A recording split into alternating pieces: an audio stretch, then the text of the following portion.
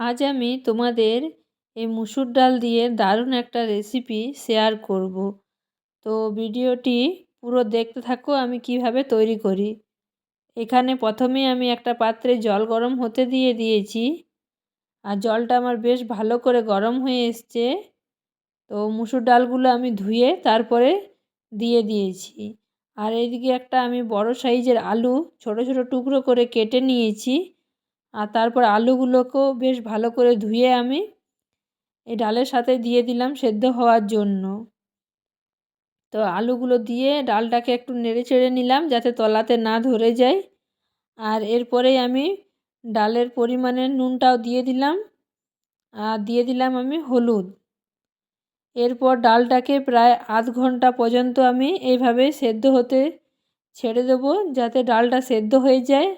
আর বেশ অনেকটা পরিমাণে দেখবে সেদ্ধ হওয়ার পর বেড়ে যাবে। তো দেখো আধ ঘন্টা পর ফিরে এলাম, ডালটা আমার অনেকটা সেদ্ধ হয়ে এসছে আর অনেকটা পরিমাণেও বেড়ে গেছে।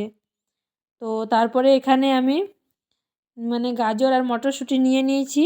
তো গাজর মটরশুঁটিটা ডালের মধ্যে দিয়ে দিলাম, আর কম আঁচে এবার আমি গাজর আর মটরশুঁটিটাকেও সেদ্ধ করে নেব ডালের সাথেই।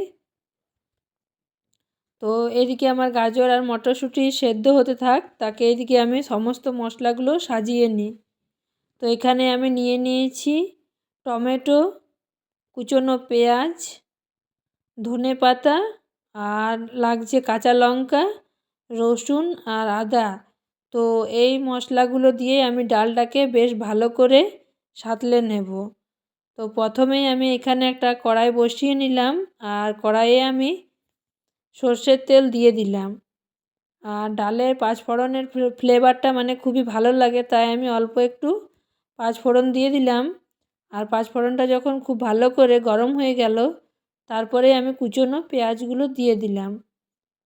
পেঁয়াজগুলো হালকা একটু আমার ভাজা হয়ে গেল, তারপরে আমি থেতো করে রাখা রসুন দিয়ে দিলাম, তোমরা কুচিয়েও নিতে পারো।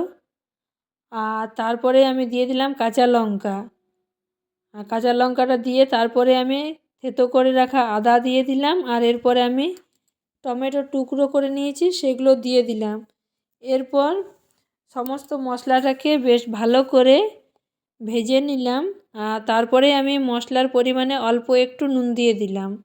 যদি ডালটা টেস্ট করে দেখে নেবে, ডালের মধ্যে যদি নুনটা বেশি থাকে তাহলে নুনটা দেওয়ার প্রয়োজন নেই। আমার ডালের নুনটা একটু কম আছে তাই আমি দিয়ে দিলাম।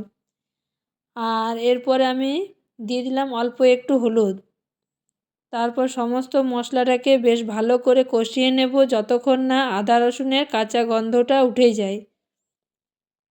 তো দেখো আমার মশলাটা কষানো হয়ে গেছে। এরপর আমি অল্প একটু জিরের গুঁড়ো দিয়ে দিলাম, এতে ডালের ফ্লেভারটা আরও ভালো আসবে তাই। আর এরপরে আমি সেদ্ধ করে রাখা ডালটা এই মশলার সাথে দিয়ে দেব। তো আমি ডালটা দিয়ে দিলাম, আর ডালটাকে বেশ ভালো করে নেড়ে চেড়ে মশলার সাথে ফুটিয়ে নিতে হবে। তো তারপরে যখন দেখবে ফুটে উঠেছে তখন উপর থেকে অল্প একটু ভাজা মশলার গুঁড়ো আর ধনেপাতা দিয়ে ছড়িয়ে নামিয়ে নিলেই রেডি হয়ে যাবে মুসুর ডালের এই দুর্দান্ত রেসিপিটা। তো এই ডালটা রাত্রের রুটির সাথে খেতে খুবই ভালো লাগে। তো তোমরা একদিন বাড়িতে এভাবে বানিয়ে ট্রাই করতে পারো, আর যদি ভালো লাগে তাহলে অবশ্যই কমেন্ট করে জানাবে।